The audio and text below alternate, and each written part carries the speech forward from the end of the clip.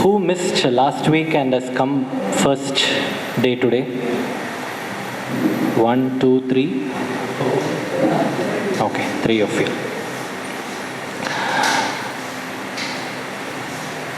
Om Ajnanaatimirandasya Gnananjana Shalakaya Chakshurunmilitam Mena Tasmai Shri Gurave Namaha.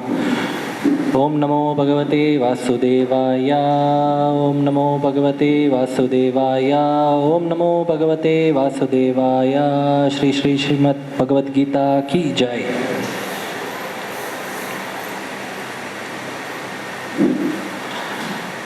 Hare Krishna. So, last week we discussed on the introduction to Bhagavad Gita, just because before starting up, why one has to read Bhagavad Gita, how is it important in one's life, what is the essence of the Gita, what does it teach. So these are all some of the basic things which we understood. Anyone who is joining today first day, don't worry, you are not missing anything, because it is from today that we are starting off with chapter 1. Anyone read chapter 1 before coming? Okay. Thank you. Others who have not read, no issues. We'll try to discuss. So before going into Bhagavad Gita chapter 1, I just wanted to give you a quick background. What led to this battle? What was the reason for the fight between Pandavas and Kauravas? What led to the circumstances where Krishna spoke Bhagavad Gita to Arjuna? So it's a little bit of history. So we'll try to see the entire Mahabharatam within 5 minutes. So once upon a time, there was a king whose name was Shantanu Maharaja. He had 2 wives. One was Ganga Devi and another one was Satyavati. And for Ganga Devi, Bhishma Deva was born, Bhishmacharya. And for Satyavati, there were 2 children. One was Chitrangada and the other one was Vichitravirya. So after Shantanu Maharaj, after his king rule was over, Chitrangada became the king. Chitrangada was ruling, but there was a fight. He was killed in a fight with the Gandharvas. So Gandharvas are people, are the rulers from the upper planetary system. So he was killed with the fight with the Gandharvas. And then obviously the next king was Vichitravirya. Bhishmacharya did not become the king because he had made a promise. He had made a promise to Satyavati's father that he will remain as a brahmachari. It's a big story. Like I said, I'm just giving you the gist. That Satyavati's father asked that if I have to get married my daughter to Shantanu, then only the children who are born to her should become the king. So that's how Bhishma Dev gave this promise. And he said he will take Naishtika Brahmacharya throughout his life. So that is how Bhishmacharya did not become the king. So Vichitravirya was ruling after Chitrangada died. Vichitravirya also, over a period of time, he got a disease. He's got some disease and he also passed away. So Vichitravirya had 2 wives. One is Ambika and the other one is Ambalika. And he did not have any children. So he also died. But somehow now even Bhishma is not ready to take up kingdom. So there were no ruler left for this Kuru dynasty. That is when Satyavati. So now Satyavati had another son apart from Chitrangada and Vichitravirya. He was Vyasadeva. So Satyavati's first marriage, in her first marriage, with Parashara Muni, she had a son called Vyasadeva. We knew who is Vyasadeva. Last week we discussed. He was the one who wrote the Vedas, gave us the Vedas and Puranas. So she called up Vyasadeva and she told that we have a problem now. We don't have anyone to rule the kingdom. So what you have to do is you have to beget children from both Ambika and Ambalika. Now this might sound a little negative for us because in those days, which means apart from Kali Yuga, in other Kali Yugas, whenever a husband and wife did not have children, the husband's brother or siblings were it was allowed for them to beget a children from the brother's wife. So this was nothing to do with irreligion. So it was part of religious activity. So that way, Vyasadeva was called, and because he had a lot of respect to his mother Satyavati, he agreed. And Vyasadeva, we know he had a very ghastly form. He was a little Gora Rupa with lot of long hair and vibhuti, and when you suddenly look into Vyasadeva's face, we'll get frightened. So that is how he was looking, little Gora.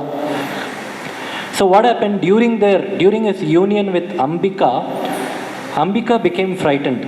She became frightened after looking at Vyasadeva, and she closed her eyes very tightly out of that fear.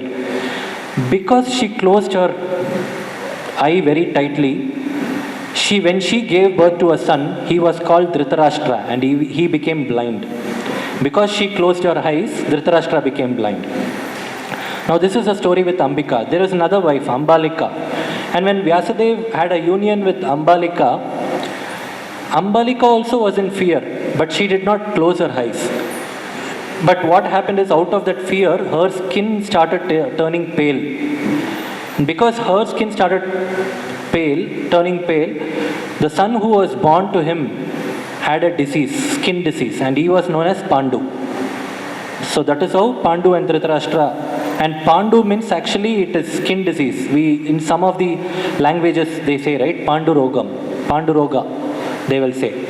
So Pandu means skin disease. So that is how Pandu was born with a skin disease. And obviously, since Dhritarashtra was blind, Pandu was ruling the kingdom.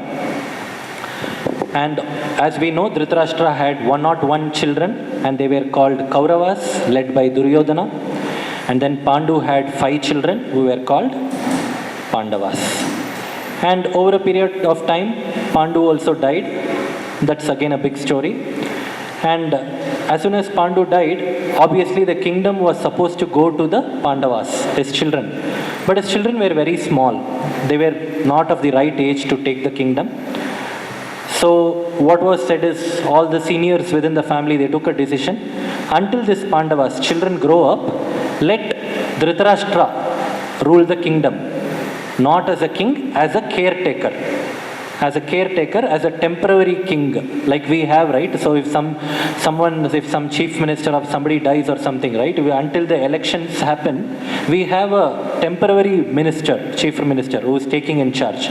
So something like that, Dhritarashtra was given at that post. So what happened over a period of time, out of that too much of attachment to his own children, Dhritarashtra, instead of giving this kingdom back to the Pandavas after they grew up, he gave it to Kauravas only, to Duryodhana. He wanted them to make and then there was no charcha over it. They had discussed and some disagreements, and then later what happened, they came to an agreement that, okay, we'll divide the kingdom, because there is why should we have unnecessary fight, whether Kauravas or Pandavas? Better to avoid fight, we'll divide the kingdom. The present Astinapura will be taken over by Kauravas, and Pandavas will be given a new place, and that will be called as Indraprastha. So which means both people were happy. Pandavas built a very new and beautiful empire, Indraprastha, and Astinapur remained with Kauravas. But somehow the Kauravas felt very envy about Indraprastha. So such a beautiful kingdom, they have developed it so nicely. Somehow we have to take it. And then Duryodhana, along with his uncle Shakuni's help, he brought up this plan of gambling, Sutata, gambling game, and they cheated, and then they took all their land, money and everything.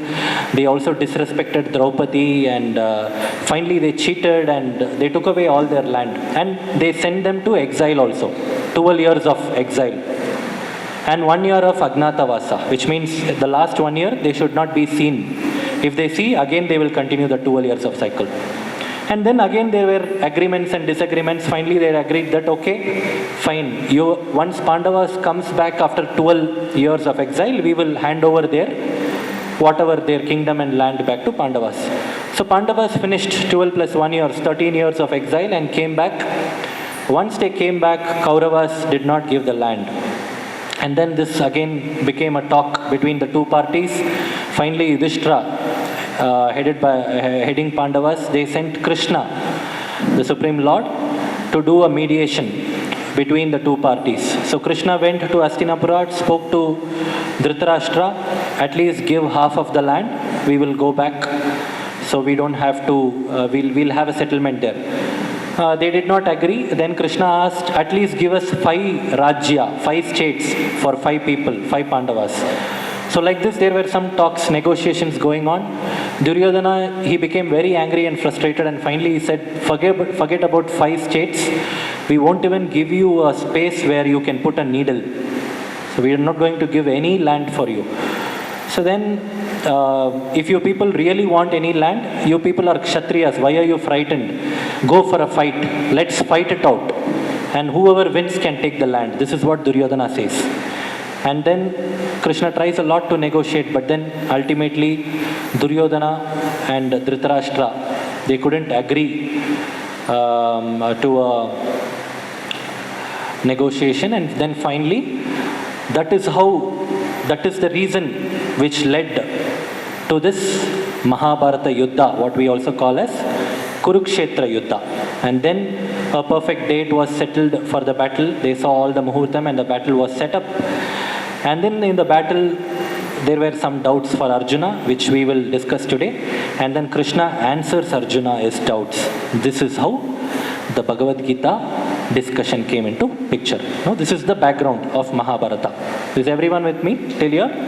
Yeah. So now today we'll go into first chapter. First chapter is called Observing the Armies on the Battlefield of Kurukshetra. So this is the name of the chapter. And it has total of 46 shlokas. Now this 46 shlokas we will discuss in 4 parts. Shloka 1 to Shloka 11 will speak about something.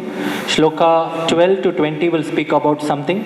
21 to 27 will speak about something. And then 28 to 46 will speak about something. So I'll let you all know what it speaks about. So we'll discuss it into 4 parts. Okay? So the first part, Shloka 1 to 11, discusses, it gives a general scenario about the battlefield, and then it also discusses the mindset of Dhritarashtra and Duryodhana. Now we saw who is Dhritarashtra. He is the father of Kauravas, and Duryodhana is the eldest son among the Kauravas. Okay? So we all know Dhritarashtra and Duryodhana, we saw now in the background, they are the prime reasons for this Mahabharata Yuddha to happen. If anyone who could have avoided this battle, the best people were Duryodhana and Dhritarashtra. If they could have really thought about it, they could have avoided this entire battle. But they were the prime reasons for this battle to take place. And we can see in this first 11 shlokas, especially Dhritarashtra's mindset is being described. So it is said that Dhritarashtra was filled with 3 mindset. One is doubt. He had a lot of doubts. Second thing is he had fear. Third one is he was partial. He had partiality. We'll explain through the shlokas how these, like I said, we cannot go one by one. 46 shlokas, each shloka we cannot discuss because we are just looking at the summary. So we'll just take some important shlokas and discuss. Okay? So we'll all take the first shloka. If anyone has Gita or online, we have also put it in the WhatsApp group, so you can refer there. First shloka says, Dhritarashtra uvacha dharmakshetre kurukshetre samavayata yuyutsavaha mamakah pandavaschaiva kim akurvata sanjaya.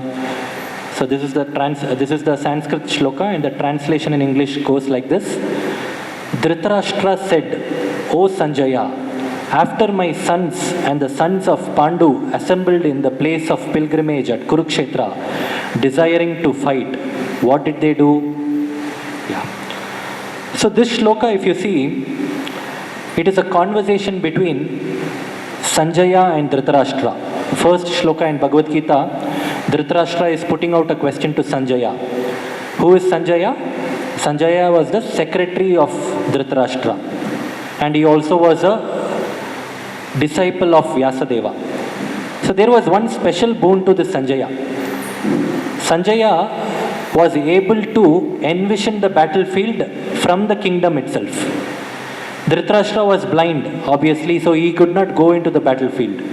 He was staying in the battle, he was staying in the palace, but he is not able to see what is going on in the battlefield. Actually, Vyasadeva gave the boon first to Dhritarashtra himself. He told him, I can give you a temporary vision where you can understand what is going on in the battlefield. Dhritarashtra declined it for various reasons. And then Sanjaya was a disciple, and since the secretary, they told you can give the vision to Sanjaya, so the picture is that they are all, Dhritarashtra is staying in the palace, and in the palace there is a big screen. I mean, all of us are thinking all this live telecast came only today, but the history's first live telecast came during the time of Mahabharata. So the first person to see that live telecast and communicate it, give live commentary was Sanjaya.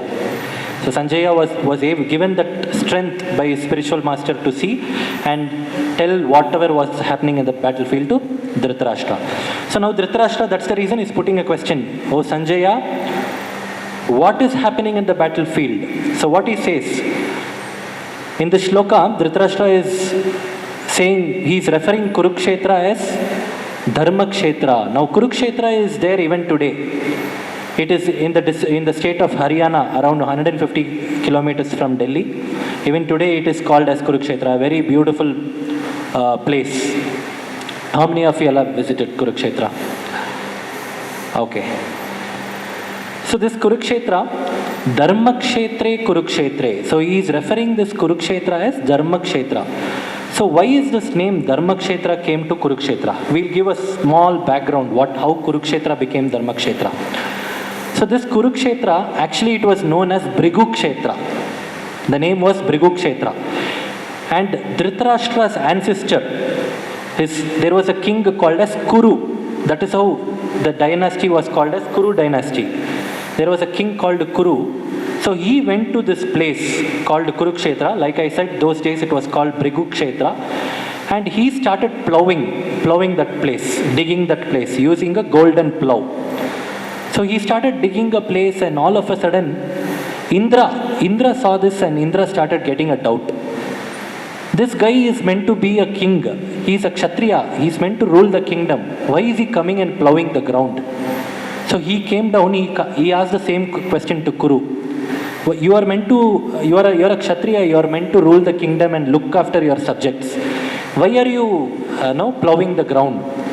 So the king said, Kuru said to Indra, see, I wanted to establish righteousness. I want to establish all good qualities in this place. This place should be filled with complete positivity. This place should be called as a holy place. It should be known as a place of pilgrimage.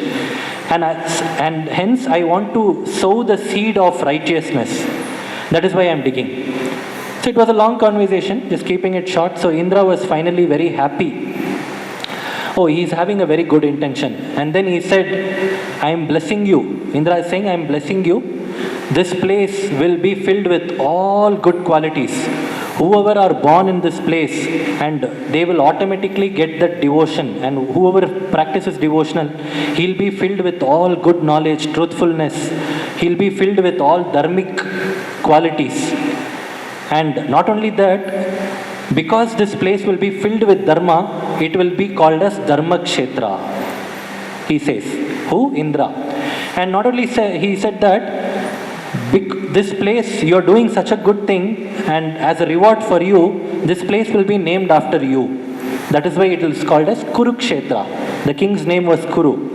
It will be named against you. And not only he said that, he also said a lot of things, that whoever engages in a battle in this place,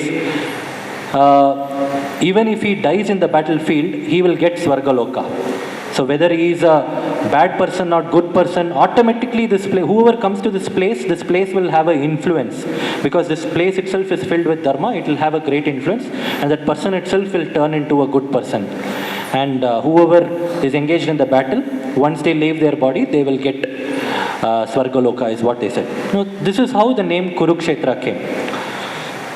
Now, we saw Dhritarashtra had three mindsets. One is doubtful, one is fear, one is partiality. Now through this shloka, we will try and understand Why Dhritarashtra is having these three mindsets? Doubtfulness.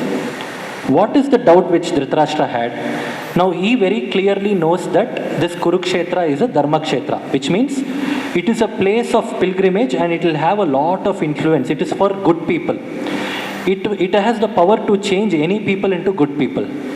That is why he says Dharma Kshetre Kurukshetre. Now what was Dhritarashtra's doubt is, he knew all the Pandavas are naturally, by birth, they are all virtuous. They are all very good people. And on the other end, he also knew that my sons, which means Kauravas, are not very good in nature. So his doubt was that, what if Duryodhana goes there and if his mind is changed? What if this place, Kurukshetra, has the influence to change Duryodhana? And what if all of a sudden Duryodhana changes his mind and says that, okay, Pandavas, fine, my mind is changed now, you take back your land, let us not fight. So we'll go for a compromise. So this is what Dhritarashtra was doubting. That is why he is saying, I'll just read the translation once again.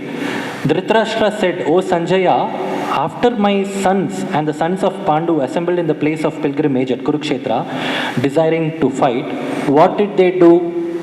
See, the last point, what did they do, might outwardly look like a foolish question. Because obviously when you go into a battlefield, what will we do? We'll fight only. It is something like, somebody is feeling very hungry and he is going into a hotel. We all know what he'll do. He'll go and eat food there. We will not tell, nobody can ask. A person who was hunger went to a hotel, and after going into the hotel, what did he do? Can we ask like that? It is a foolish question, right? He is obviously going to eat there. Similarly, here Dhritarashtra very well knows that obviously he is going to fight. But the way of understanding this is, he did not ask what did they do to know whether he was fighting or not. He actually wanted to know, he had a doubt whether has he changed his mind? Has he become a good person because of the influence of the Kurukshetra? So this is what his doubt was. Now this is about first thing, doubtfulness. Second thing is fear. Now we already discussed this. Dhritarashtra was fearful of defeat because, again, the same point. He knew that this Kurukshetra is a holy place. It is called as Dharma Kshetra. It will influence the people only who are good in nature, which means it is obviously going to help whoever is good at heart, which means it was already kind of confirmed that Pandavas are the ones who are going to get victory. There are many reasons for that. One is because Krishna is there at their end. But one of the important reasons was because the battlefield itself is getting placed in Kurukshetra. And Kurukshetra will only help and support people who are virtuous in nature. Now this fear, this also Dhritarashtra knew. My children are obviously not good people. So he was fearful. Oh, what if this, although my army is strong, comprising of Bhishma, Dronacharya, Karna, all these great warriors are there. But still there is a factor, Kurukshetra factor is there.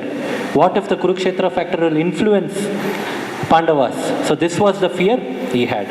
So generally we have two kind of fears. We people in general, we have two kind of fears. One fear is because will come whenever we do a mistake. Whenever we have done something wrong and when we do a mistake, right? Obviously we get into a fear. For example, see, all of us have traveled through train. Every time we travel through train and we have seen that the TT does not come into the train only. For example, you take this Bangalore-Chennai Lalbagh Express, right? It is always crowded, that TT rarely comes. And one day we think that, okay, anyways TT is not coming, let me not take the ticket, let me travel. So we don't take a ticket and we travel. Although we have not taken the ticket, somewhere that fear is there. What will happen if the TT comes? Any person we see with the black coat, we think he is a TT. No, we have this fear. And till we go and end our destination, till we get down, that 4 or 5 hours or 10 hours of journey is filled with fear. Although we have taken a decision. So what has happened here? he's done a mistake of not taking the ticket, and that is why towards the entire journey he is filled with fear. So this is one kind of fear, where fear comes whenever we have done a mistake. Now second fear is about losing something. Losing, it could be losing our near and dear ones. It means it could losing our job, or maybe especially during COVID time, right? We all were in that fear. Oh, what will happen to our near dear ones? There are so many people dying around. What will happen to me? What will happen to my family? What will happen? The COVID is also it is also resulted in job loss. What will happen if I lose my job? Or my family, or my love, the most dear ones to me, one or the other day something happens to them. So it is a kind of fear. So this is one type of fear, losing someone close to us. So which kind of fear did Dhritarashtra have here? First fear or second fear? Second fear is also there, but predominantly first fear. He is fearing because he has done a mistake. His Kauravas were not good in nature. They have done a lot of cheating. So that is the reason. It is because they were on the wrong side is why this battle has come into picture. Right? So that was a fear. So this is about fear. So we discussed two things. One is doubtfulness and another one is fear. Third one was partiality. Now, partiality means Dhritarashtra, after Pandus, we saw Pandu died, and Dhritarashtra was the brother of Pandu, which means he was Pandava's own father's brother, which means he is already a fatherly figure. And obviously when someone's father is not there, father's elder brother or younger brother, whoever it is, they take into that father's position. They become equivalent to a father. But here what Dhritarashtra did is, he did not see both Pandavas and Kauravas in the same way. He had that partiality. I mean, if there was no partiality, then there was no question of this battle itself.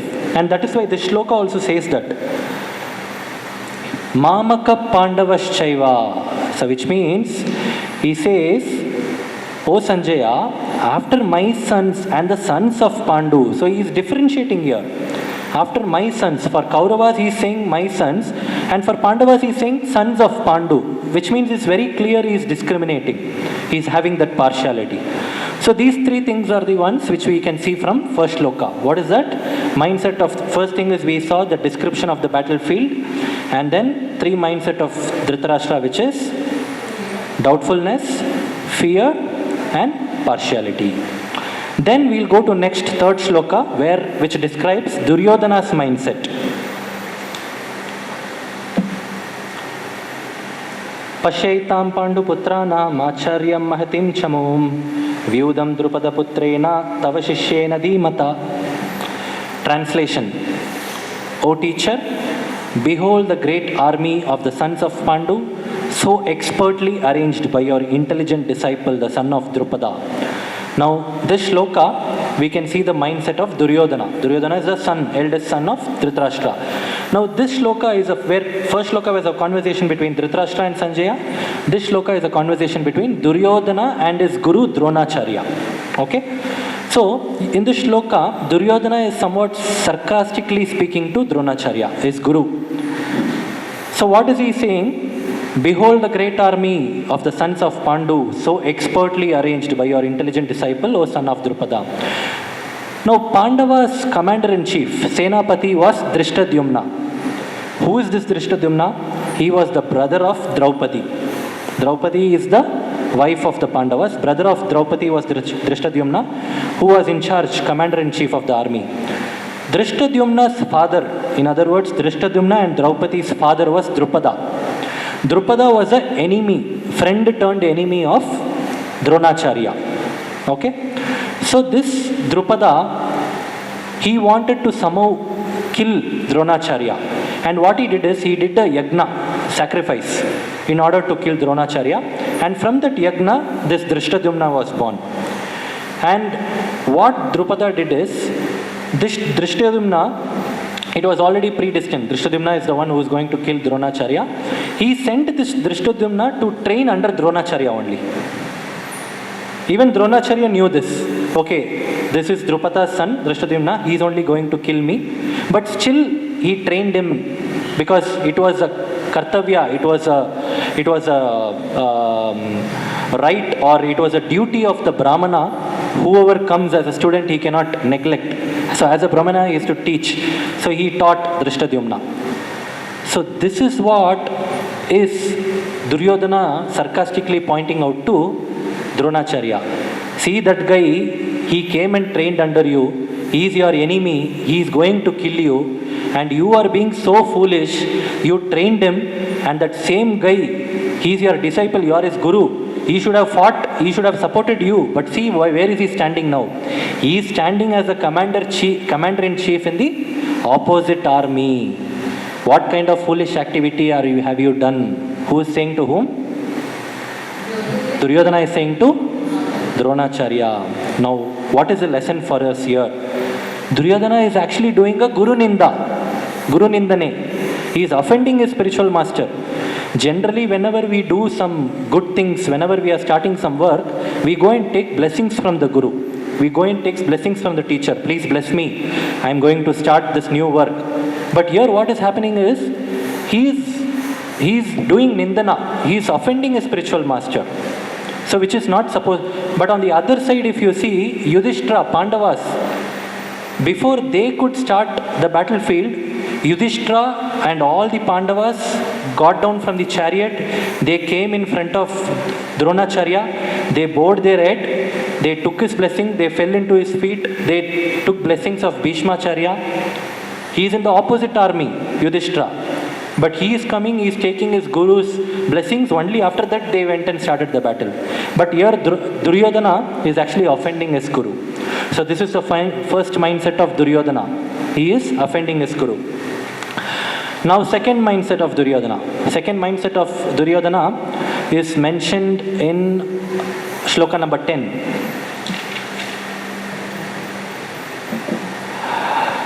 Aparyaptam tad asmakam balam bhishma virakshitam paryaptam tvamidam mesham etesham balam bhima virakshitam. Translation goes like this, English translation. Our strength is immeasurable and we are perfectly protected by grandfather Bhishma, whereas the strength of Pandavas, carefully protected by Bhima, is limited. Who is saying this shloka? Duryodhana. So from this shloka, what you can understand is, Duryodhana is actually self-praising. He is self-praising. Oh, look at our army, it is so big. No, it is, and it is being protected by Bhishma. It is actually said that Kauravas had 11 Akshaunis. One Akshauini will have 2,18,700 warriors. One Akshauni will have 2,18,700 soldiers. So Kauravas had 11 Akshaunis. So we can imagine how many people. It is a great, that is why we call this as a greatest epic, the Mahabharata. It was the biggest gathering. And you know how many of them died. Finally just the 5 Pandavas were there. No, it's all were killed. And Pandavas comparatively had only 7 Akshaunis. And which means they were lesser in size. And not only that, Krishna took a decision that I will not fight. I will not take any weapons. And he gave a choice. I am on one side, and my Sena, my Narayani Sena. Narayani Sena was the most strongest army during that time in the entire world, entire universe. So Krishna said, me and my army will not be on the same side. I don't want to show partiality. So one can select me and the other can select my Narayani Sena. So Duryodhana said, oh, you are anyways not going to take weapon. I don't want you. I'll take Narayani Sena. And Arjuna, anyways, he was given the first option. He said, Krishna, you are there. You are enough for me, whether you take weapon or not. So that's how he was selected. Okay, so now keeping all these things into mind, oh, Krishna does not anyways have weapons, we have 11 Akshaunis, and we have grandfather Bhishma who has Ichamrityu, we cannot kill him unless and until he decides, and he's never been defeated in the battle, and all these Pandavas, his guru, Dronacharya itself is on our side. So, what is happening is self-praising. When will self-praising come? When will a person self-praise? Overconfident, that's a good answer, but little more closer answer. Fear is also correct, little more closer answer. Pride is also correct, little more close answer. When he has a kind of insecurity.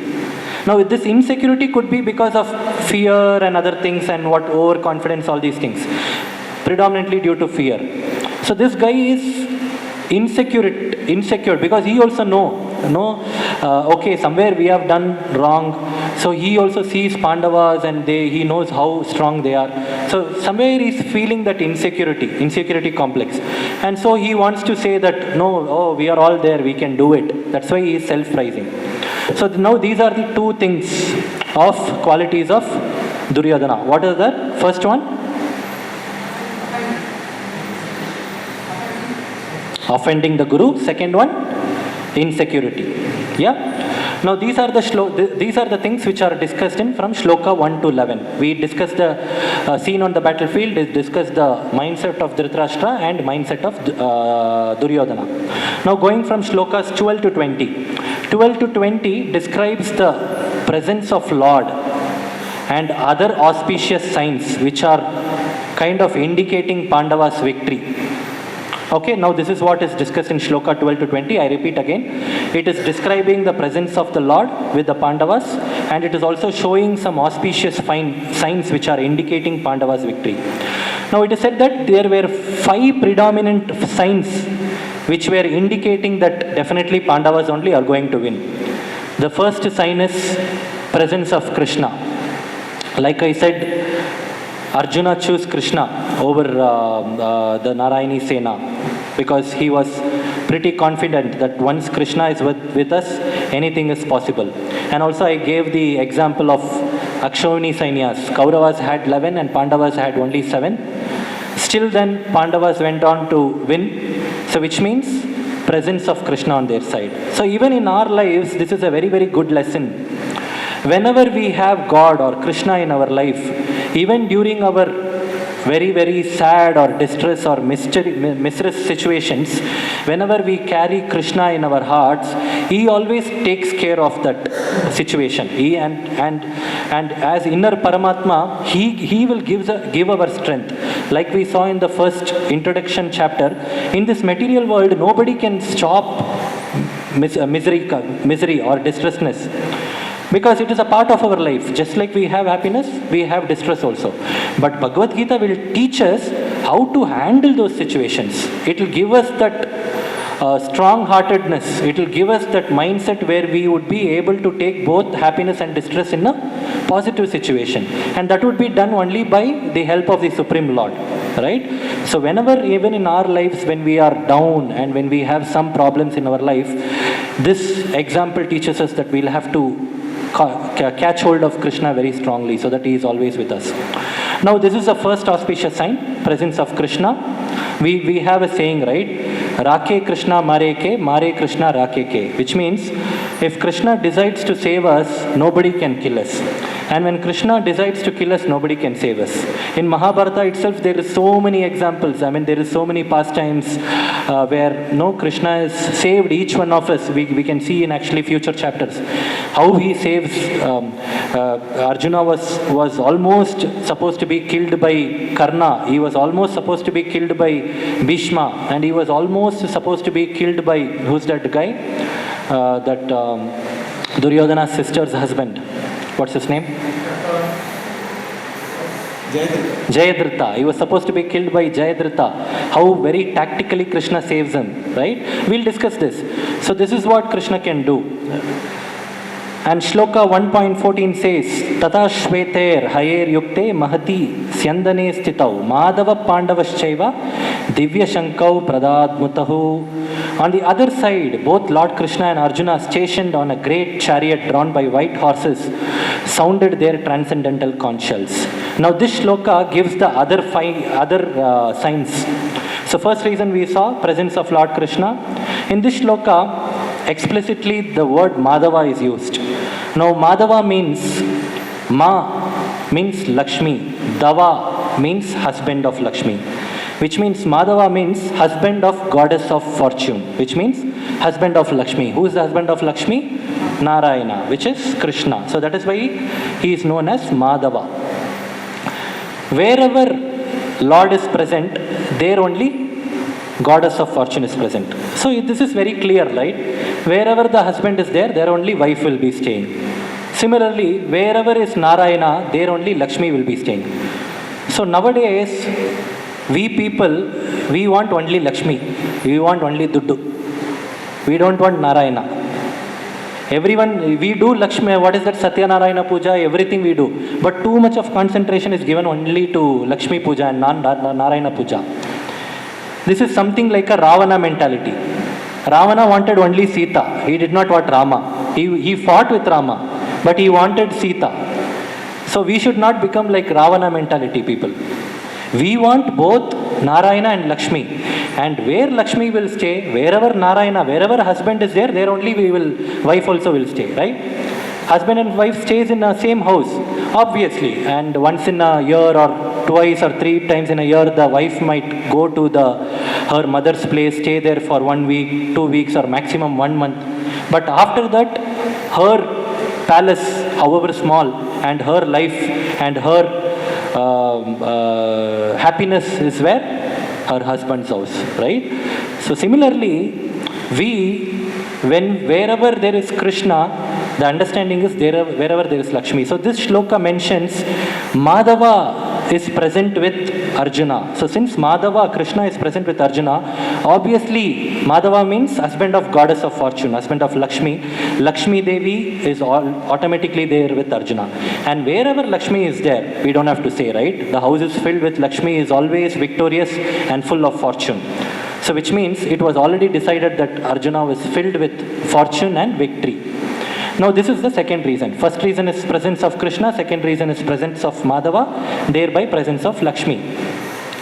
Third reason is transcendental sound of the conch shells. Actually, if you go through these shlokas, we cannot go in detail. But each shloka mentions the name of the conch shell. Panchajanya was the conch shell used by Krishna. Devadatta was the conch shell used by Arjuna. Like this, each Pandavas, they blew their conch shell. And it is said that these conch shells were very, very divine. And the entire, that sound of the conch shell itself, the vibration what it made a very auspicious scenario. If you see, even today in our temples, before they open the open the altar or they open the temple, they blew the conch shell, right? It is a sign of that auspiciousness. That's why they do it. So similarly, in this battlefield, all these sounds, it is said that actually these sounds of the conch shells itself, that vibration itself gave a heart attack to the Kauravas. They were getting that feel of fear. So which means they already knew that these conch shells were really transcendental in nature, and it was a sign of victory. This is the third reason. Fourth reason is the chariot on which Krishna and Arjuna was sitting. So this chariot was very special. This chariot was personally gifted by Agni Deva. How it was gifted? There is a small background. There was one Raja, one king, once upon a time. He was called Shweta Raja, King Shweta Raja. So he was doing a yagna, sacrifice. Those days, the means to worship the Lord was to do this homa and yagna. So he was doing a yagna. What happened in this yagna? He started pouring a lot of ghee. And because this yagna is ultimately for Yagna Purusha is Vishnu. But all the demigods, Devatas also come and take part in the yagna. So this lot of ghee, this Agni Deva, the moment he ate lot of ghee, his power of fire, Agni, became less in his body. Because he ate a lot of ghee, that ghee subsided. His body became filled with ghee and his power of fire went away. And he did not know what to do, and somebody told him that, no, you go to a forest called as Kandava forest. There, in that forest, there is lot of medicinal plants. Once you eat that medicinal plant, you will get you will get back that Agni, and you will get rid of all the problem. So immediately this Agni Deva goes to the Kandava forest, and when he is about to start eating, Indra Deva pours rain, lot of rain. And why Indra Deva did that is, in that Kandava forest, lot of snakes, Takshaka, Naga Kanyakas were residing. And this Takshaka was a close friend of Indra. And because there was a problem for his friend, Indra poured rain. And then Agnideva couldn't do anything, and then it's a big story, then he calls Arjuna and Krishna for help. Arjuna and Krishna comes, they fight with Takshaka, then they send them, and then they help Agnideva to eat, and then he eats the Kandva forest, and then he cures. And as a token of appreciation and gift, he gives this chariot. And this chariot is so powerful that it's a 360-degree chariot. It can fight at any direction. And it will never lose battles. So that was the very important aspect. So this is the fourth reason. The chariot on which Krishna and Arjuna were seated were gifted by Agnideva. Okay? And the last reason is Kapidwaja. Means this chariot had a flag. It was a victory flag. Why it was considered as a victory flag is, this flag had the symbol of Hanuman. So Hanuman means always victory. Even during Ramayana, it was Hanuman who had helped Rama to fight Ravana, and they were victorious. Here, even in this situation, Rama is there. Who is Rama? Rama is sitting in the chariot as Krishna. Krishna is Rama, and Hanuman is also there, and obviously it meant that victory is definitely going to be theirs. So these were the 5 auspicious signs. One is presence of Lord Krishna, second one is presence of Madhava, third one is conch shells, fourth one is the chariot, and fifth one is the symbol of Hanuman. And another reason for this Hanuman is, wherever there is Krishna, obvious and automatically the consorts like Lakshmi Devi, Hanuman, everyone will be there. So it means like if you know Chief Minister directly, you don't have to go through his secretaries. Going for, no, you give option, you give me permission, nothing. You know the Chief Minister directly, you go ahead. So your Krishna directly is there. And when the Chief Minister decides to help you, obviously all his people, delegates under him, he has to just put a word and everyone will be on your side. So similarly, Krishna is like that top minister. And all his people under him, Lakshmi Devi, Hanuman, all other demigods, they all were obviously on the support of Arjuna. So victory was guaranteed. So this is from Shloka 12 to 20. It speaks about the 5 signs of victory for Pandavas. Next we'll move on to Shlokas 21 to 27. 21 to 27 predominantly describes the Lord's affection for his devotees. The Shlokas, I'll read out the Shloka. Shloka number 21-22. Arjuna uvacha senayor ubayor madhye ratam stapayame achyuta yavadetan niriksheham yodau kama navastitam kairmaya saha yodhavyam asmin rana samudyame. Translation. Arjuna said, O infallible one, please draw my chariot between the 2 armies so that I may see those present here who desire to fight and with whom I must contend in this great trial of arms. Basically, what Arjuna is doing here is, he is ordering Krishna, please take the chariot, I want to see the army. So now you can see, if you little bit go deeper, here Arjuna is not requesting. Krishna is the Supreme Lord. He is not requesting, oh Krishna, can you please take the chariot? If you do, it will be helpful for me. No, he is not saying that. Krishna, you take the chariot. I want to see. He is ordering. Krishna has taken the position of the chariot driver. And we know what is the position of the chariot driver. It is such a low position. People who are sitting in the chariot those days, when they are in the battlefield, they can't communicate because of the noise. One is because of the noise, they cannot talk. The battle is so noisy and they cannot talk. Second thing, they cannot also see the charioteer, because the moment they take eyes of their enemy and see the charioteer, we don't know from where the arrows will come. So how they used to communicate is, the king or whoever, the warrior sitting in the chariot, will, through his leg, he will kick the charioteer on the left, then he is supposed to take a left turn. When he kicks on the right, he is supposed to take a right turn. When he kicks straight, he is supposed to take, and when he kicks down, he is supposed to break, like this. So the position of charioteer is such a low position, and here Krishna is happily taking, and Arjuna is ordering. Now this shows the relationship between a devotee and the Lord, which means whenever a devotee out of devotion, he has a lot of devotion to the Lord automatically becomes his servant. He is ready to take any position for his devotees. We ourselves, let us just compare our own relationships. When we are very close to someone, right, even if he or she scolds also, no, we will not take it very seriously. We will tell, right, I have a very good relationship with him or her, so I can go and tell anything to him. Hey, you go and do. Even if we tell it in a very, a little bit of sounded manner, or even in a harsh way also, the opposite person will not take it very seriously. He will take it rightly. Because there is a very clear understanding between these two people. Oh, our relationship is very good. We don't have to fight. But when you go to a completely new person and ask him, give him some orders, right? He will tell, who are you to order me? Right? So that it all depends on that relationship. So the relationship between Arjuna and Krishna was so close. And what is the relationship? It's a relationship between master and servant. Arjuna was a devotee, great devotee of the Lord. Right? So this is, even in our lives, we know we have lot of good relationships and bad relationships. And all these bad relationships, we all know it does not last longer. It could be any relationship. It could be within our family, outside family, like friends, relatives.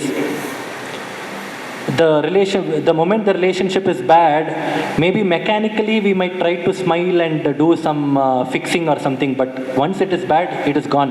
It does not last long. Even good relationships also end. That is the problem of this material world. How it ends? Obviously, we all are going to end one day. Right? It ends either when we die first, it will end with us. When the opposite person dies first, it will end with them. So that good relationship is also gone. But here it is said that the relationship with the Supreme Lord is a permanent one. It is not just for this Janma or this birth. It is for millions of birth. The understanding is, it does not mean that we should not have material relationships. We should definitely have material relationships. We have our father and mother, we have our family, we have our spouses, we have our friends, relatives. These relationships are all very important for us. It does not mean that, okay, this is not permanent, this is temporary, we will have to leave it. No. The understanding is, we will have to have this relationship, but also we have to know what is the permanent relationship. And Krishna is not going to leave us after this life. He is going to be there with us life after life. Because he is already there with us as Paramatma. Right? We know that Kanakadasa Purandara-dasa's conversation. He says, he gives a banana and says, you take this banana and eat it in a place where nobody can see it. All his other disciples said, no, I couldn't eat. No, they said, I ate it in a storeroom, I ate it in some other place, I ate it in a dark place, I ate there, I ate here. But Kanakadas came back and said that, I tried in every place, but wherever I go, Krishna is there in me as Paramatma. So he is seeing, but I cannot see. But I cannot eat the banana. Finally, he passed the test. So like that, Krishna is there with us. He is there throughout. So the whole point is, we'll have to understand that, and then we have to direct our activities. Whatever we are doing materially, we let us continue to do, but also we have to keep Lord in our lives, keep Him as the center. And when we keep Him as our center, and when we are devoted to Him through the process of devotional service, bhakti, then we can automatically establish, like in our first class we saw, how do we establish our lost relationship? We can establish. And how do we do that? By chanting the Hare Krishna, Krishna Krishna, Hare Hare, Hare Rama, Rama Rama, Hare Hare. Now this is what speaks about Shloka 21 to 27. It speaks about the Lord's affection for His devotees. We'll go to the last part, Shloka 28 to 26. Now 28 to 26 is the conclusion of the chapter. It describes the mindset of Arjuna. It describes the state of Arjuna and the reasons which he gives for not to fight. Now Arjuna is already set for the battle. He's taken the bow and arrow and everything. He said, Krishna, come on, take me in the center. He comes to the center, he sees the entire battle, he sees everything, and suddenly he drops his bow and arrow. We'll see what is the reason for that. So So Shloka 1.28, 29, 30. Arjuna uvacha drishtvevam svajanam Krishna yuyutsam samupashtitam siddhanti mamagatrani mukam cha parishusyati. I'll just skip the Sanskrit shloka just in the interest of time. I'll read the English translation. So Arjuna says, my dear Krishna. Okay, I'll just read the translation of previous shloka just for your understanding. When the son of Kunti means Arjuna, saw all these different grades of friends and relatives, he became overwhelmed with compassion and spoke thus. After he's seen all this army, he's speaking this. Now this is what he is talking. Arjuna said, my dear Krishna, seeing my friends and relatives present before me in such a fighting spirit, I feel the limbs of my body quivering and my mouth drying up. Next shloka. My whole body is trembling, my hair is standing on my end, my bow Gandiva is slipping from my hand and my skin is burning. Third one. I am now unable to stand here any longer. I am forgetting myself and my mind is reeling. I see only cause of misfortune. O Krishna, killer of the Keshi demon. So here we can see, as soon as Arjuna sees the army, there are some bodily changes which is happening in his body. And there are 8 bodily changes. What are there? First one is Arjuna's limbs are quivering. Second one is mouth is getting dried up. Third is body is getting trembled. Fourth one is hair is standing on the end. Fifth one is bow and arrow, which is called Gandiva. Gandiva was slipping from his hands. His skin was burning, which is sixth. Seventh is he was forgetting himself, and eighth is reeling of his mind, which means kind of confusion. So he is getting all these things. It is mainly because of 3 things. There are 3 sufferings which all of us go through in our lives. It is called as Adi Atmika, Adi Bhautika, Adi Daivika. Adi Atmika means sufferings which comes from our own body and mind. For example, we get fever. We are not keeping ill. We get some headache. Now this is from the body. Through the mind, we are stressed out. Some mental issues. We tell, right, oh yo, mano nimadine illa, nimadine illa. So all these mental issues. So both bodily and mental issues which arises from our own body and our own mind is called as Adi Atmika. Second one is Adi Bhautika, the miseries or sufferings which comes from other living entities. Pakad maneyavaru tale tintidare.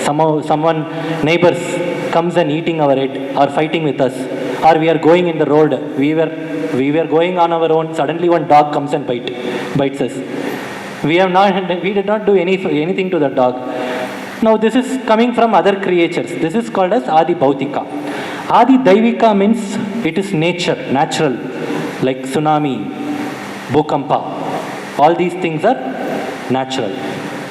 So, Adi Atmika, Adi Bhautika, Adi Daivika. Adi Atmika means from own body and mind. Adi Bhautika means from other living entities. Adi Daivika means natural disasters. Okay?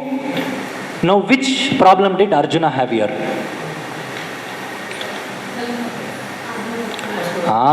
So all these 8 steps we saw, right? Limbs, quivering of the body, mind is shivering.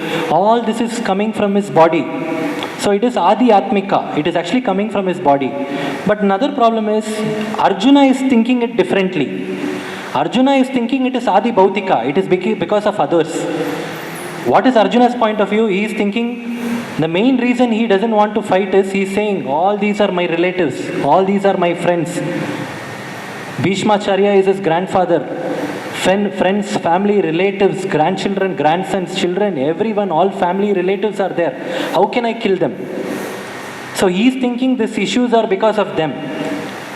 But the actual issue is that it is coming from his own body and mind. So here we are about to discuss the 3 reasons why Arjuna is feeling this is mainly due to his compassion.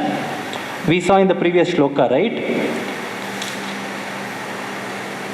When son of Kunti, Arjuna, saw all these different grades of friends and relatives, he became overwhelmed with compassion. So compassion was the main reason why Arjuna is feeling all these things. It is very obvious, right? Somebody who is very soft-hearted or very light-hearted, very compassionate or very graceful in nature, the moment he sees something very, how to say it?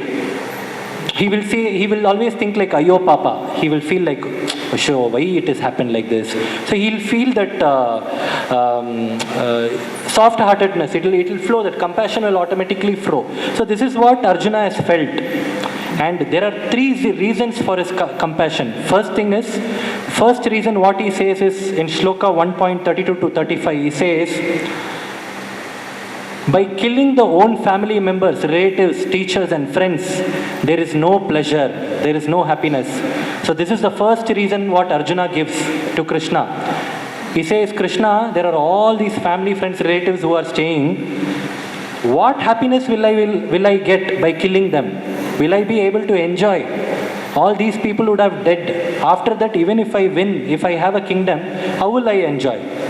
So this is the first reason he gives.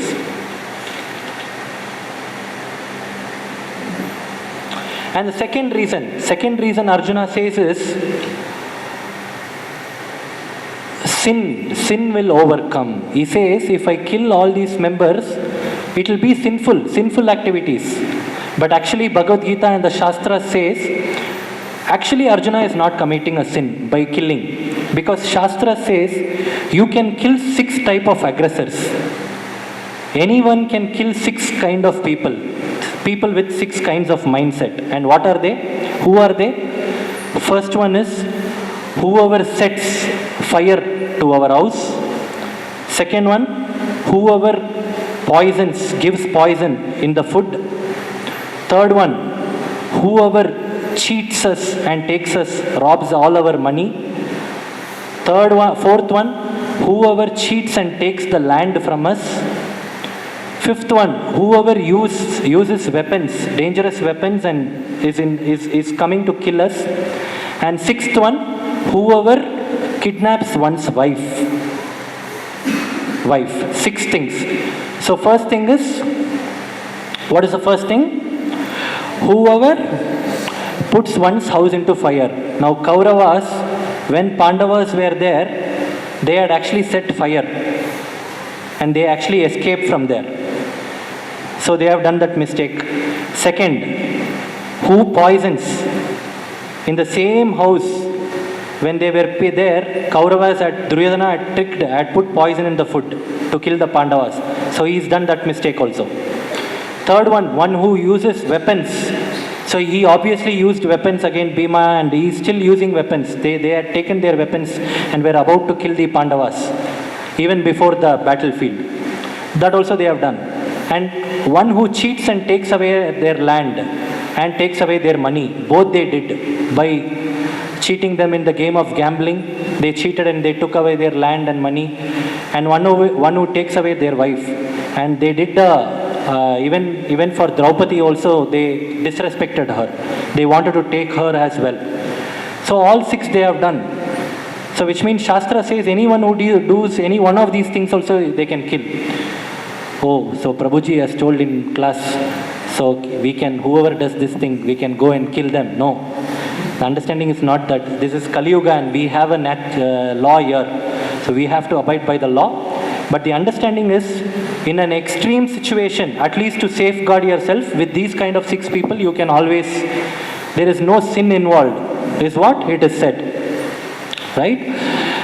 And this is the second reason. He says, first reason he says, happiness will not be there. Second he says, if I kill, it will become sin. Third reason he says is, destruction of the family will lead to family traditions being lost. He says, all these elders within the family and all the family relatives, if they die, what will happen? There will be nobody to follow family traditions. Nobody will be there to guide us. And since nobody here, seniors are there to guide us, people will follow whatever they want to follow. See, recently I'll give you one example from my own family. My very far relative, my cousin's father's brother died. And 2-3 days back, they had this 11th day ceremony. And this person actually, when he was drinking in the bar only, he died. He got an heart attack and he died. And on his 11th day, what they did is, while doing that karma for him, Pitra karma, and doing that, what they say? Shraddha for him, they kept one bottle of, what is that? Wine or liquor, and they kept one cigarette packet for him, and they kept some dishes. When asked, they said, oh, this is his favorite item. That too, he died while drinking this only. So people are become so foolish, they really don't know what to do.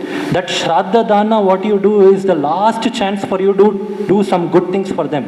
You will have to offer that Pinda Dana, Pinda to the Lord, and give the Prasada to the people who have passed away. And when they eat that sattvic food, Prasada, and if they have done any papas in their life, it will help them. It will help them to get a good body. If at all they are supposed to if they have done some sinful activities and they are supposed to suffer, this will save them. But these people he is already suffering, they are putting him more suffering. And why these things are happening? Why those people did that? Because they did not have proper guidance in their family. Somebody has done them in their family, they are also doing. So this is what is Arjuna saying here. If I kill the family now, there won't be any seniors within the family who can guide the younger generation. So what will happen to the younger generations? They will practice irreligion thing. And people will not be guided. Women will not be protected. If there are no proper men in the family, they will not be protected. It is said that Arjuna was actually feeling for the opposite soldiers also. He was also feeling for the normal soldiers. When he saw them, he saw, oh, how many of these soldiers are going to die, and all their children are tomorrow going to be fatherless. He was actually very genuinely feeling for them. And all the women will be exploited. The moment women will be exploited, adultery will come into picture. And all the children who are going to born will be unwanted progeny. They won't be very good citizens. So this way the entire citizenship, entire nation is spoiled. This is the reason why Arjuna gives that we should not do this. So the third reason what he gives is destruction of the dynasty. And the conclusion of this chapter is, by the mindset of Arjuna, we are done. So we are ending here. So conclusion is, from this chapter what we can hear is, we are trying to learn different mindsets of Dhritarashtra, of Duryodhana, of Arjuna, and all these mindsets like fear, doubt, insecurity, lack of happiness, pride, greed, overconfidence. All these qualities are not just within Dhritarashtra or Duryodhana. It is there within us also. Right? Krishna, like we mentioned in the first chapter, Krishna is not just giving this to Duryodhana or Dhritarashtra or Arjuna. This is within this. See, Arjuna was a perfect human being. He is putting himself into that situation so that he wants to give this lesson to others as well. So this fear, this insecurity, these other things, doubt, everything is there within us also. So just like Arjuna surrendered to Krishna, we ourselves also have to surrender to Krishna. So what Krishna answers Arjuna, that we will see in the next week in second chapter. But the whole point is, we'll have to surrender to Krishna. And what is the mean to surrender to Krishna? What did I say? What is the process in Kali Yuga? Chanting the Hare Krishna. Kalim Sabha Jayanti Arya Gunagna Sara Bhaginaha Yatra Sankirtane Naiva Sarvasvarto Bhi Labhyate. Srimad Bhagavatam says, any intelligent person in Kali Yuga will be able to appreciate the process. Any intelligent person will be able to appreciate Kali Yuga. Why he will be able to appreciate Kali Yuga? Because in Kali Yuga there are so many doshas. People are short-lived. People are their memory is not so much. We discussed in first class, right? But there is one good thing. He says that is the discount. That is the secret of Kali Yuga. That secret is Sankirtane Naiva Sarvasvarto Bhi Labhyate. Only one good quality in Kali Yuga is Sankirtana Yagna. What Sankirtana? Nama Sankirtana. That is chanting the Hare Krishna Mahamantra. Hare Krishna, Krishna Krishna, Hare Hare, Hare Rama, Rama Rama, Hare Hare. So how many of you all tried chanting at home? Daily from last 1 week. Daily. 1, 2, 3, 4, 5. Very good, very good. How many chanted at least 2 or 3 days? Good, good. So this mantra is actually, like I said, do you all remember the juice, the example of the sugarcane juice which I gave last week? You should never forget this example. It's just like a jaundice patient taking sugarcane juice. Initially that juice will be bitter. That juice is bitter not because of the problem with the sugarcane juice. It is the problem because within us we have a disease. As we take the juice, the sugarcane juice will turn sweeter. So similarly, we are all like the people who has jaundice. So we'll have to transform our hearts. Our heart is filled with so much of things, so much of unwanted things. It can be small things. For some people it can be small things. For some people it can be bigger things. Right? And as we chant this Hare Krishna mantra, the actual transformation of the heart happens. And you will start seeing the sweetness of that juice, which is the nectar of the holy name. Okay? So we'll all chant today for 2 minutes. We are another 2-3 minutes to 8. So we'll utilize that time for chanting. So before that, there are some important announcements.